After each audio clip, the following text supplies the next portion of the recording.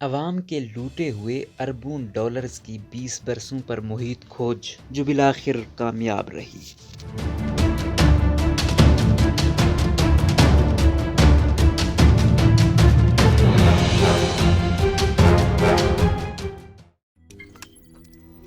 روزنامہ قدرت کی ویڈیو دیکھنے کے لیے ابھی یوٹیوب چینل پر سبسکرائب کریں اور بیل آئیکن پر بھی کلک کریں۔ نائجیریا کے سابق رہنما سانی اباچا کے مرنے کے بعد ان کے ہاتھوں لوٹی ہوئی دولت دنیا بھر سے کیسے واپس لائی گئی؟ جب نائجیریا کے سابق سربراہ سانی اباچا نے اربوں ڈالرز چوری کیے اور لوٹی ہوئی دولت خرچ کرنے سے پہلے ہی ان کی موت ہو گئی تو اس چھپائی گئی دولت کا سراغ لگانے کی کوششیں شروع ہوئیں۔ سراغ لگانے کی یہ کوششیں کئی دہائیوں پر محیط تھی۔ اس پیسے کا سراغ لگانے کے لیے جس شخص کی خدمات حاصل کی گئی، انہوں نے BBC کو کیسے انہوں نے اپنی زندگی کا بڑا حصہ اس دولت کا کھوج لگانے میں صرف کیا۔ ستمبر 1999 میں سوئس وکیل اینرنکو منفرینی کو نصف شب ایک ایسی فون کال موصول ہوئی جس نے ان کی زندگی کے اگلے 20 برس بدل کر رکھ دیے۔ فون کرنے والے نے مجھے آدھی رات کو کال کیا اور پوچھا کہ کیا میں ان کے ہوٹل آ سکتا ہوں۔ اس نے مجھے یہ بھی بتایا کہ ان کے پاس مجھے بتانے کے لیے کوئی انتہائی راز کی بات ہے۔ میں نے کہا کہ اگرچہ اس وقت رات بہت ہو چکی ہے لیکن کوئی بات نہیں، میں آتا ہوں۔ سوئس وکیل کو فون کرنے والا شخص نائجیرین حکومت کا ایک اعلیٰ عہدیدار تھا۔ کیا آپ پیسے ڈھونڈ سکتے ہیں؟ سوئس وکیل منفرینی کا کہنا ہے کہ اس عہدیدار کو اس وقت کے نائجیریا کے صدر لوسگن اوباسنجو نے جنیوا بھیجا تھا تاکہ سانی اباچا، جنہوں نے سن 1993 سے سن 1998 تک حکومت کی تھی، نے جو سرکاری دولت لوٹی تھی اس کا پتہ لگایا جا سکے۔ ایک وکیل کی حیثیت سے منفرینی کے 1980 کی دہائی سے ہی نائجیریا میں کلائنٹس تھے۔ انہیں شبہ ہے کہ اس وقت کے نائجیریا کی حکومت کو کسی پرانے کلائنٹ نے ہی ان کا نام تجویز کیا ہوگا۔ انہوں نے مجھ سے پوچھا کہ آپ لوٹی ہوئی دولت ڈھونڈ سکتے ہیں اور کیا آپ یہ رقم نائجیریا واپس لانے کا بندوبست کر سکتے ہیں؟ میں نے کہا ہاں، لیکن حقیقت میں مجھے اس وقت کام کے بارے میں زیادہ معلومات نہیں تھی اور مجھے بہت جلدی سیکھنا تھا، لہٰذا میں نے کیا۔ منفرینی نے اپنی کتاب ریکورنگ سٹولن ایسٹس میں لکھا ہے کہ ابتدائی طور پر نائجیریا کی پولیس نے سوئس بینک کے کچھ بند اکاؤنٹس کی تفصیلات ان کے حوالے کی جن کے بارے میں ایسا لگتا تھا کہ اباچا اور ان کے ساتھیوں نے جو رقم لوٹی تھی وہ ابتدا میں انہی کے اکاؤنٹس میں جمع ہوئی تھی۔ انہوں نے بتایا کہ نومبر 1998 میں پولیس کی ابتدائی تفتیش میں پتہ چلا کہ اباچا اور ان کے ساتھیوں نے $1.5 ارب سے زیادہ کی چوری کی تھی، ٹرکوں کے حساب سے ڈالر۔ اس انتہائی بڑی رقم کو جمع کرنے کا ایک طریقہ تو انتہائی جرأت مندانہ تھا۔ اباچا بطور سربراہ ریاست اپنے کسی مشیر سے کہتے کہ وہ سیکیورٹی کے کسی مبہم معاہدے کی مد میں ان کے پاس سمری منظور کے لیے بھیجیں اور اس معاہدے کی مد میں سرکاری پیسے کی درخواست کریں۔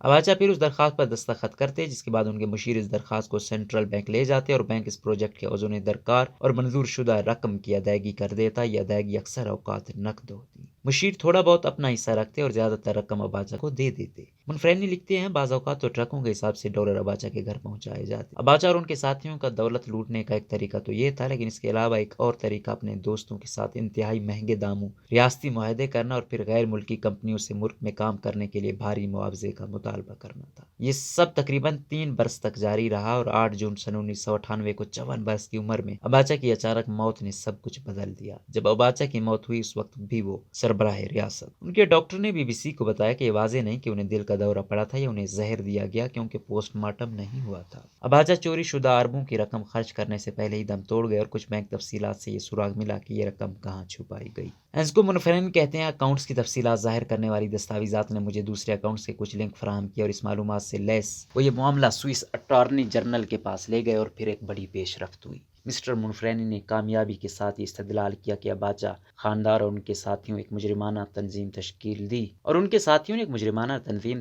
دی ایک ایسی کنجی تھی جس نے بہت سی اور راہیں کھولی کہ حکام کس طرح ان بینک اکاؤنٹ سے نمٹ سکتے ہیں۔ سانی اباچا کون تھے؟ خانہ جنگی کے دوران وہ نائجیریا کی فوج کا حصہ تھے۔ اگست سن 1993 میں وزیر دفاع بننے سے پہلے وہ ملک میں ہونے والے 2 بغاوتوں میں اہم کھلاڑی تھے۔ نومبر سن 1993 میں ایک فوجی بغاوت کے ذریعے وہ ریاست کے سربراہ بن گئے۔ ان کی حکومت پر انسانی حقوق کی وسیع پیمانے پر خلاف ورزیوں کا الزام رہا۔ انہی کے دور حکومت میں سن 1995 میں انسانی حقوق کے 9 کارکنوں کو پھانسی دینے کے بعد نائجیریا کو دولت مشترکہ سے معطل کر دیا گیا۔ 8 جون 1998 کو 54 سال کی عمر میں وہ اچانک وفات پا گئے۔ وہ 10 بچوں کے والد تھے۔ اٹارنی جنرل نے سوئٹزرلینڈ کی تمام بینکوں کو الرٹ جاری کرتے ہوئے مطالبہ کیا کہ وہ اباچا اور ان کے ساتھیوں کے نام سے کھلے اکاؤنٹس کی تفصیلات کو سامنے لائیں۔ 48 گھنٹوں میں 95% بینکوں اور دیگر مالیاتی اداروں نے ان تفصیلات کا اعلان کیا جن کا تعلق اس خاندان سے نظر آتا تھا۔ اس سے پوری دنیا میں موجود بینک اکاؤنٹس کا جال بے نقاب ہونا شروع ہو گیا۔ منفرینی نے BBC کو بتایا، بینک جنیوا میں پروسیکیوٹر کو دستاویزات فراہم کرتے اور میں پروسیکیوٹر کا کام کرتا کیونکہ ان کے پاس یہ کام کرنے کا وقت ہی نہیں تھا۔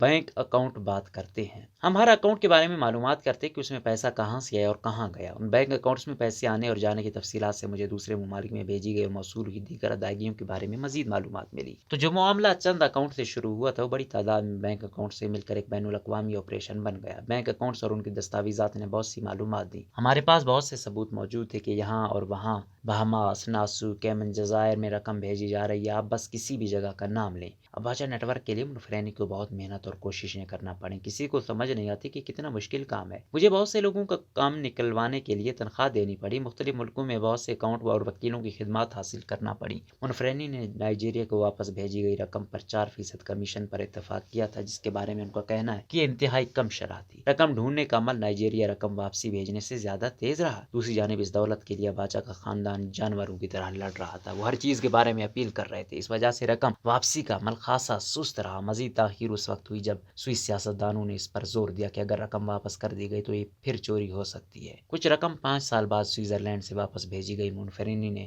سن 2008 میں لکھا کہ اباچا کے خاندان کے سوئس اکاؤنٹ سے ملنے والے $508 ملین سوئٹزرلینڈ سے نائجیریا سن 2005 سے 2007 کے درمیان بھیجے گئے۔ سن 2018 تک سوئٹزرلینڈ سے نائجیریا پہنچنے والی رقم $1 ارب سے زیادہ ہو چکی تھی۔ دوسرے ممالک رقم واپس کرنے میں سست تھے، مثال کے طور پر لیچٹنسٹن تباہ کن تھا۔ یہ خوفناک خواب تھا۔ جون 2014 میں نیسٹن نے بالآخر نائجیریا کو $277 ملین واپس بھیج دیے۔ 6 برس بعد مئی سن 2020 میں جرسی کے جزیرے پر ایک اکاؤنٹ سے $308 ملین بھی نائجیریا واپس گئی۔ یہ تب ہی ہوا جب نائجیریا کے حکام نے اس بات پر اتفاق کیا کہ اس رقم کا استعمال خاص طور پر دوسرے نائجر پور، لاگوس ابادان ایکسپریس وے اور ابوجا کانو سڑک کی تعمیر کے لیے کیا جائے گا۔ بہت سے ممالک کو ابھی یہ لوٹی ہوئی رقم واپس بھیجنا باقی ہے۔ منفرینی نے ابھی بھی $30 ملین ملنے کی توقع کر رہے ہیں جو برطانیہ سے آنے ہیں، فرانس سے $144 ملین جبکہ جرسی سے مزید $18 ملین ملنے ہیں۔ وہ کہتے ہیں کہ مجموعی طور پر ان کے کام سے $2.4 ارب